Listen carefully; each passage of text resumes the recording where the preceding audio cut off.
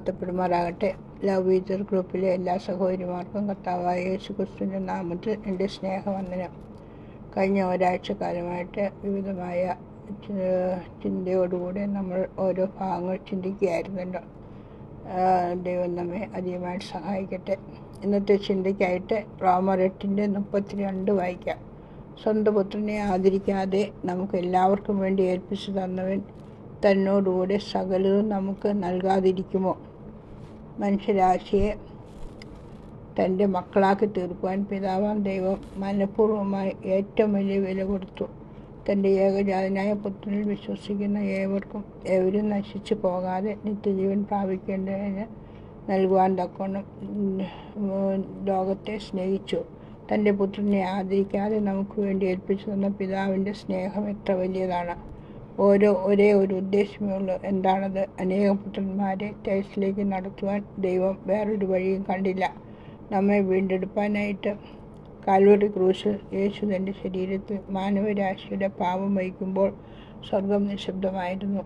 എൻ്റെ ദൈവമേ, നീ എന്നെ കൈവിട്ടതെന്തെന്ന് ക്രൂശിൽ കിടന്ന് കരഞ്ഞപ്പോൾ പിതാവ് നിശബ്ദനായിരുന്നു.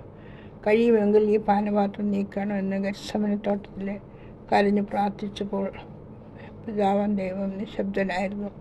പിതാവിൻ്റെ ഹിതം ചെയ്യാൻ മാത്രം കടന്നു വന്ന കർത്താവ് പല പ്രാവശ്യം പറഞ്ഞു, ഞാൻ എൻ്റെ പിതാവിൻ്റെ ഇഷ്ടം വന്നിരിക്കുന്നുവെന്ന്.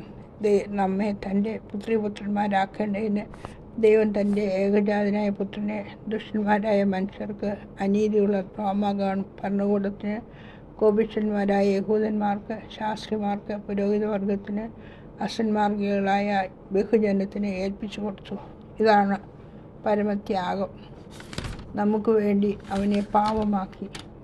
മരിച്ചടക്കപ്പെട്ട ക്രിസ്തുവിനെ അല്ല, ജയാളിയായി ഉയർത്തെഴുന്നേറ്റ കർത്താവിനെയാണ് നാം കാണുന്നത്, ആരാധിക്കുന്നത്. മരിച്ചടക്കപ്പെട്ട ഉയർത്തെഴുന്നേറ്റ ക്രിസ്തുവിലൂടെ നമുക്ക് എല്ലാം തരുന്നു. എഫേസ്യർ 1:3. ക്രിസ്തുയേശുവിലെ സ്വർഗത്തിലെ സകല ആത്മീയ അനുഗ്രഹങ്ങളാലും ദൈവം നമ്മെ ക്രിസ്തുയേശുവിൽ അനുഗ്രഹിച്ചിരിക്കുകയാണ്. നാം എത്രയോ ധന്യരാണ്, ഭാഗ്യവാന്മാരാണ്.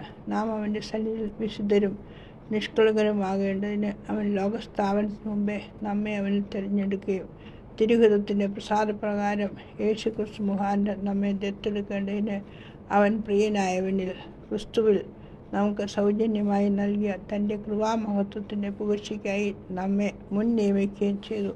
അവനിൽ നമുക്ക് അവൻ്റെ രക്തത്താൽ അതിക്രമങ്ങളുടെ മോചനമെന്ന വീണ്ടെടുപ്പുണ്ട്. അവൻ നമുക്ക് താൻ ധാരാളമായി കാണിച്ച കൃപാദാനപ്രകാരം സകല ജ്ഞാനവും വിവേകവുമായി നൽകിയിരിക്കുന്നു. അവനിൽ താൻ മുൻനിർണയിച്ച തൻ്റെ പ്രസാദത്തിന് തക്കവണ്ണം തൻ്റെ ഹിതത്തിൻ്റെ മർമ്മം അവൻ നമ്മോട് അറിയിച്ചു.